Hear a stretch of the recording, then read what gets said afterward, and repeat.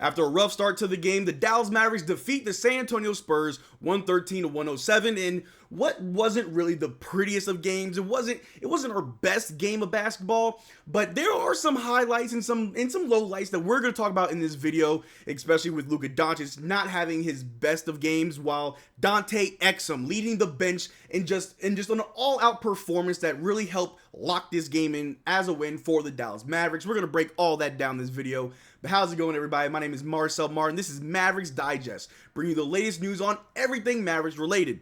And before we get into today's video, 71.8% of you guys watching are not subscribed. That number is slowly going down day by day. But if you're enjoying all the vids that we're dropping, the shorts, the lives, the back-to-back videos, make sure you subscribe so you don't miss out on a single thing that we do here. But like I said, it wasn't a pretty win. It wasn't our best brand of basketball. The shot wasn't falling. We've seen over the last few games, our three ball is absent. In the live stream tonight, I said I think our three ball is in the shop, right? We got our mechanic looking at it. And while the mechanic's looking at the three ball, that shot in the paint, that 5 to 10 foot range has been money for us. We outscored the San Antonio Spurs in the paint 52-42.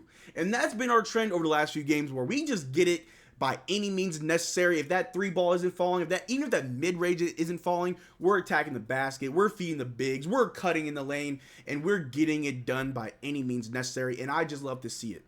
And like I said in the intro, Luka Doncic did not have a great game, even though he did have a triple-double. We're going to break down his stats in just a little bit here and just talk about what went wrong. Not sure if that hamstring's still nagging him, but the team still rallied together, and it's good to know that we have a team that can do this, because I feel like if this was the roster we had last year, with last year's roster, and this happened with Luka, we probably would have lost this game to the Spurs. But Kyrie Irving, who stepped up in a big way, who just dominated from start to finish. Dante Exum, like I said, who had a great game. Derrick Lively had a great game, played little minutes but made the most out of it, and the rest of the guys off the bench were hitting their shots. So let's break down that box score. PJ Washington, 8 points, 1 block, 6 rebounds, one of them being offensive rebound. He hit 2 out of his 5 threes, which were amazing for us. And he was a minus 18, but his defense on Victor Wembanyama was amazing. PJL added another inmate. We'll talk about that later in the video. Derrick Jones Jr., only 15 minutes of play, but he had 4 points, had 1 rebound. Daniel Gafford, 13 points, 1 block, 1 steal, 3 assists with 8 boards. Kyrie Ramadan Kai with 28 points, 2 steals, 3 assists, and 7 rebounds, with one of them being an offensive rebound. And even though he was 0 of 5 from the three-point line, he hit all his free throws, all 2 of them. It was 13-21 from the field. Luka Doncic played 40 minutes, and he really struggled this game. And even though he struggled, 18 points with a +5, had 4 turnovers, 1 steal, 16 assists, and 10 rebounds. He was 2 of 11 from 3, 4 of 5 from the free throw line, 6 of 27 from the floor. And off the bench, Maxi Kleber was 5 points, 2 of 2 from the field, 1 of 1 from 3. He did not miss, hit every shot, was a +27. He also was playing great defense on Victor Wembanyama. I know I've been hard on Maxi, but I'll give him his props tonight. He had 4 assists and 1 rebound as well. Tim Hardaway Jr. had 5 points, but he hit, one of his threes, hit 2 of 5 from the floor. I felt like Tim actually had a much better game than it looks. That's how I feel. Derrick Lively, in only 16 minutes, had 12 points, 1 block, 1 assist, and 5 rebounds. And Dante Exum, the man of the hour, 16 points, 2 assists, 1 rebound, was 4 of 4 from the three-point line during halftime. At the end of this game, I saw a commercial for Wendy's. They said they got the Dante Special. And I already know what that is. The Dante Special is just a 4 for 4, baby. It was amazing. The bench stepped up in a big way, and I get it. It's the Spurs. They're not even in the playoffs. They're tanking for another number 1 overall pick, and I get it. This isn't really a victory that shows how great we are, but when you break it down, it kind of does. Because in games where your star player, Luka, is not being efficient, isn't scoring the bucket like he should be or like he usually does, who steps up? That next man up mentality, it chose Derrick Lively and Dante Exum. Both of those guys stepped up in a big way. I think the bench had over 40 points, which is absurd. Something we haven't really seen in a while. It was fantastic from start to finish. We started the game pretty well, had a comfortable lead after the first quarter. Things got kind of shaky. The Spurs kept catching up to us, gaining a little bit of lead, but then we would always strike back after a muchly needed timely timeout from Jason Kidd. Shout out to Jason Kidd. Again, it's the Spurs. I get it. Nothing really to be happy about, but I'm happy about this. Jason Kidd did a good job. A lot of people were unsure why Maxi was getting a lot of run. Maxi was doing a good job containing Victor Wembanyama. But not only was Maxi, PJ PJ Washington, which I've seen the comments. Everybody's talking about, oh man, PJ, we traded away somebody like Grant Williams, a better defense and a better shot for PJ. PJ was locking down Victor. Over Victor Wembanyama's last 10 games, this was his lowest scoring game, only 12 points. And PJ was locking him up. Yeah, a few of those were fouls, and Victor went to the line, but he had to earn it the hard way. And just looking over at their box score, at the top, he had Champagny with 6 points, 1 block, 1 assist, and 3 rebounds. Sohan had 13 points, 2 turnovers, 6 assists, and 10 rebounds. Victor Wembanyama, 12 points, had 5 turnovers. Yeah, he had 6 blocks. He had 1 steal, 3 assists, and 11 rebounds. He was 0 of 4 from 3, was 6 of 7 from the free throw line, and only 3 of 13 from the field. That's the PJ effect. PJ Washington making his presence known on anybody. Jones had 22 points, only 1 turnover with 9 assists and 3 rebounds. Vassell had 19 points, 3 turnovers, 3 steals, 3 assists, and 6 rebounds. And the bench, they helped out where they would. Keldon Johnson had 14 points, Branham had 11, Cedi Osman with 5, Barlow with 4. But it wasn't enough. It wasn't enough. And obviously, again, I understand the Spurs are tanking. The Spurs don't care about winning games right now. But if you're not careful, a tanking team can stumble upon a dub, which almost happened today. But like I said, our defense over the last few games, including this game, is what's holding us in these games. And come playoff time, what we showed tonight is exactly what needs to be shown in the playoffs. And I understand a lot of people look at this like, it was a bad night. What are you talking about? Come playoff time, there might be a game where Luka's shot's not falling, or maybe Kyrie's not hitting his shots. Who's stepping up? Tonight it was Dante Exum, it was Derrick Lively. PJ played great defense. I thought Maxey played great defense as well. The 3 ball was falling for all of our guys off the bench, it felt like. Even though Jaden Hardy only played 3 minutes, he also had 4 points too. And so it feels good to know, like I've been saying over the past few games, if that 3 ball isn't falling, we still know how to score, meaning we still know how to win games. And I got to throw that in there that at the end of the first quarter, Kyrie said, you like the last buzzer beater? Here's another one. Hit a nice little midi floater off the backboard to sink the shot to end the first quarter. It was crazy. I thought he was going to hit buzzer beaters for every quarter. That would have been insane. But like I said, this Dallas team is ready.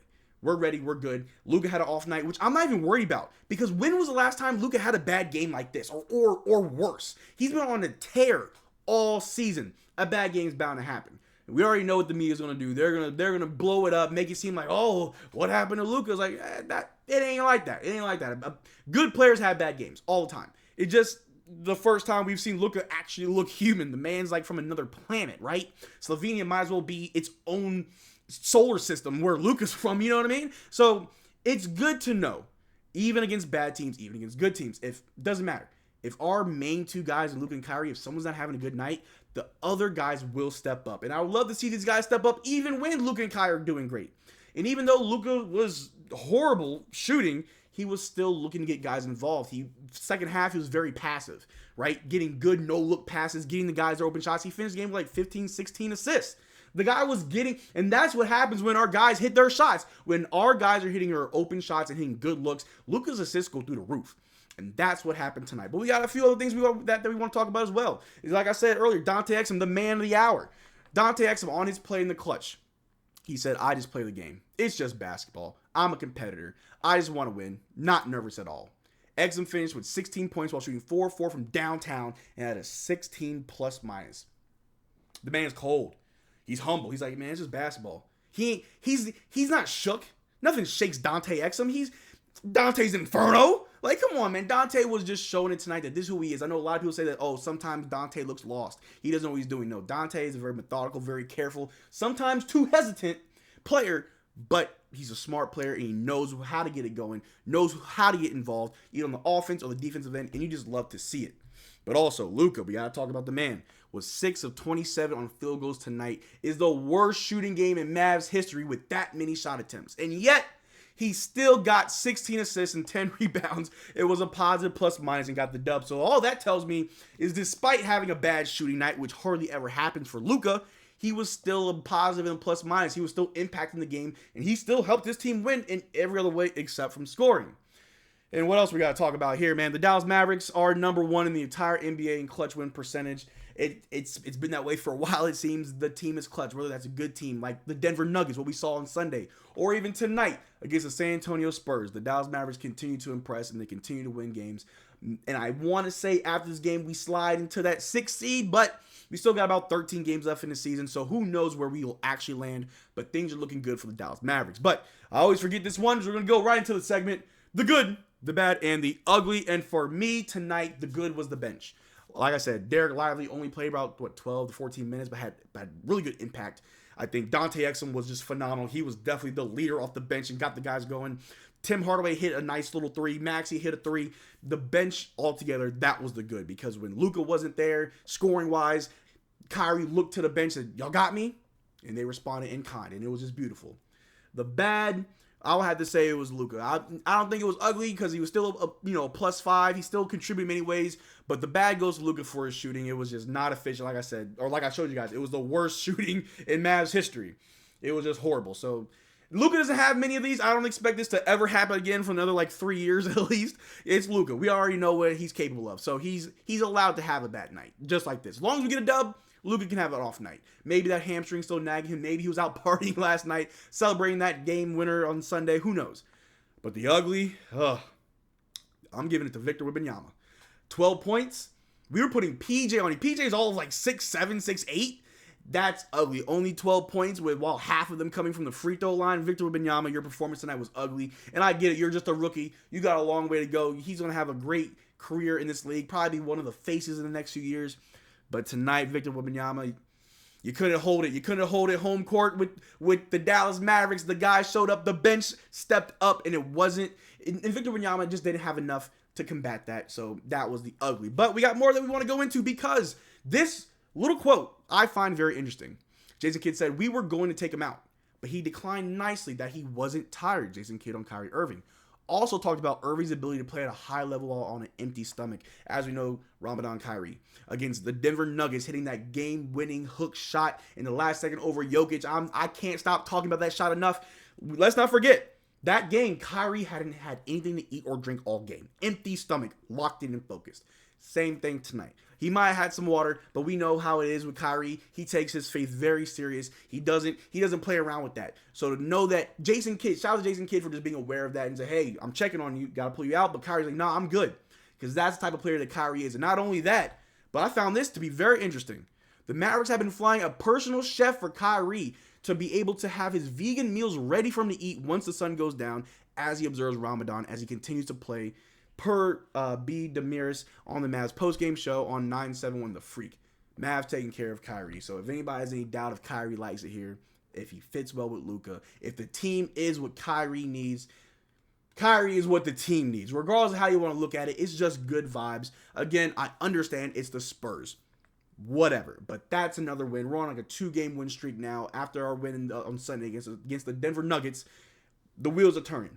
The team's starting to look good. We're starting to find our identity. And when that 3 ball starts falling more efficiently, more frequently, it's over. A deep playoff run is on the horizons, Mavs fans, and we're going to be here for it. But that's all I got for you guys tonight. Thank you for sticking this far to the video. Make sure you subscribe. Check out our links in the description below to our Twitter and Discord. Consider being a channel member to enter a chance to win a free jersey and all that good stuff. I'll see you guys tomorrow on the next vid. Until then, take care. Peace.